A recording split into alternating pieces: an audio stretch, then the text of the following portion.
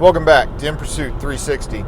Today, we're going to be talking about stress in law enforcement and how to deal with that stress or ways to mitigate it. All right, here we go. So, stress in law enforcement. Stress in law enforcement, stress in life. Stress can come from a lot of different things. So, stress in law enforcement can just be busy days of lots of calls, lots of report writing. You may not even run into a lot of violent crime for a few days. It could just be dealing with everybody else's problems. It can also come from dealing with things that are violent. You work an evening or a night shift, which is where a lot of that stuff tends to happen, and you're going to several domestic assault and batteries during the evening, or you've gone to a suicide or a homicide, or you go to those things, and they create stress on your body. Now, cops tend to have a dark sense of humor. Show up to a suicide or something like that, and they'll be making small jokes to each other or whatever. It's just how they cope. And no matter how they think they're really doing, even though they can leave a pretty nasty homicide or a suicide or a malicious wounding and then go eat a burger, there's a stress involved. There's a mental stress and there's a physical stress. That the adrenaline, the chemicals that get released when you walk into a scene like that, and I don't care who you are or who you think you are or how bad you think you are, it affects everybody. The key is how do you process that? So you've got those types of stress. How about political stress? How about, like right now, what's going on in the media? With everything going on in Minneapolis, do you think that an officer in Biloxi, Mississippi isn't feeling stress because of things that are going on in the community?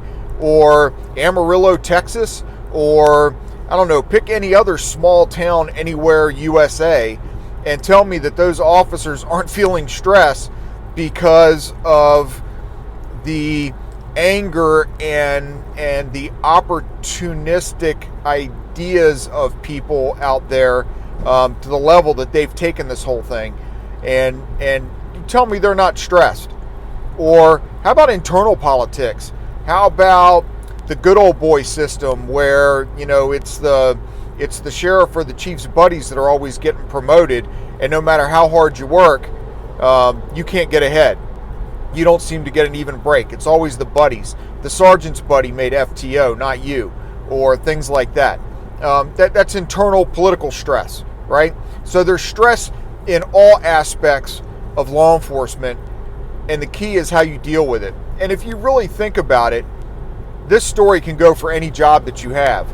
Private security, you run into the same stuff. Favoritism, inside politics. Same thing about, threats of lives of what's going on in the media. Security officer out in Oakland, California was shot and killed in a drive-by, based on everything going on in Minneapolis. So, there's stress in anything you do. Let's say you're a programmer and you go into work. You can have the same favoritisms and stuff going on there. The boss's buddy, he became buddies with another programmer, and there's a promotion to come up for a department head, and the buddy gets it, not you, but you've way outworked him over the last year. So stress is everywhere. The key is how you deal with it. So they say physical fitness is number one. So you don't have to be a gym bunny, right? You don't have to go into the gym every single day. Simply going out walking 1.5 miles every other day. Do some push-ups, do some sit-ups. Anything physical that gets those chemicals moving in that bodybuilding, and I'm not talking about bodybuilding as becoming Arnold Schwarzenegger or anything. I'm talking about, just healthy physical body can help you deal with the stress, because stress has a lot to do with chemical releases within the body, within the brain, and those chemicals affect your cells. And so just from stress alone, you can end up getting sick. you can end up getting a lot of colds or a lot of sinus infections or a lot of other illnesses. Stress has been proven to make it easier to get things, like different kinds of cancers and stuff like that. So physical activity, physical exercise is one way of starting to be able to deal with that stress. Then there's the mental aspect of it. So you need to really think about what are the things going on around you that you can actually control. If you can actually control it, then that's something that you're going to need to figure out how to deal with. And step back, take a deep breath, think about it, and then figure out what to implement in order to make things better. If it's something outside of your control, you need to learn how to let it go. If there's nothing that you can do to change what's going on, then you either need to remove yourself from that situation and go find something different, or you need to understand that it is out of your control. There's nothing you can do about it. Coming to that realization by itself can help you release that little bit of stress. It's tough to know that there's something out of your control. The sheriff picked his buddy to be the next lieutenant. That is completely out of your control. There's nothing you can do to make that better. So you can either go to a different agency, or you can say, you know what? Okay, I didn't get it this time. I'm going to work harder, and I'm going to make it so that they really have no choice but to pick me, and then just work harder. Find another goal to reach. Okay, fine. I didn't make lieutenant, but maybe I can take over bike patrol, or maybe I can get into detectives and work my way up over there. So if you can't control it, don't try, because trying is just going to bring on more stress. The key to being able to survive and reduce the stress in your life is really understanding where it comes from. So if you are in law enforcement and you're out working the street, and I already talked about all the different types of stresses there, are you going home and taking your attitude home to your significant other or your loved ones? That can add stress. How's your home life? What's going on there? You had better take care of your home life, because that will help you take care of your work life. If everything's good at home, things will be better at work. I used to say that I used to go to work to relax because I love my job so much. But in reality, when I really look back on it, it was my stable home life and the love of my family that allowed me to be successful. So you've got to learn how to control that stress and what you're going to do with it and how you're going to get rid of it. So we talked about exercise. We talked about family at home. Talk it out.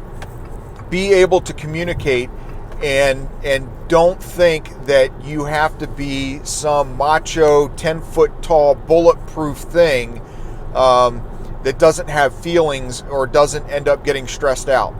And this goes for women too. Actually, women, I think, have it worse because they think they have even more to prove. You've got to be able to talk. You've got to be able to say, hey, that suicide we went to the other day, that really bugged me. That really messed me up. Or, hey, that chase we got into last night where we were at 120 miles an hour and that guy tried to run me off the road? Man, I got to tell you, that's got me a little on edge still. Or I went home last night and I couldn't sleep.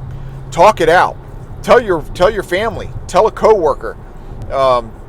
You gotta talk it out. Talking will help you to reduce that stress. Physical activity. Talk it out. Good home life. Being healthy. Worrying about the things that you can control, not the things that you can't.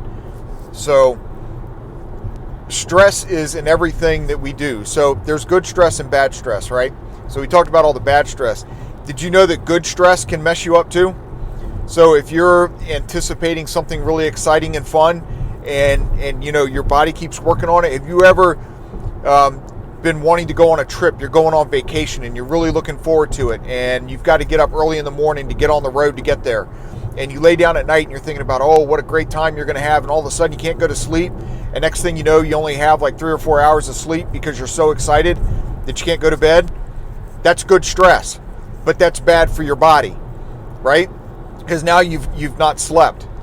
Sleep is probably one of the most important things that you can do for a healthy body.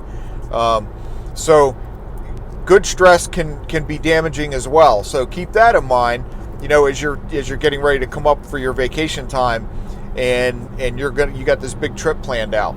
So anyway, manage the stress, realize that it's there, know the things that you can do to control it, figure out what helps control it best for you.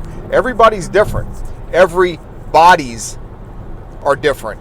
So figure out what works best for you, share the information with your friends, share the information with your coworkers, because we all need to understand the importance of the effects of stress on our lives, on our bodies, on our careers, and on our families.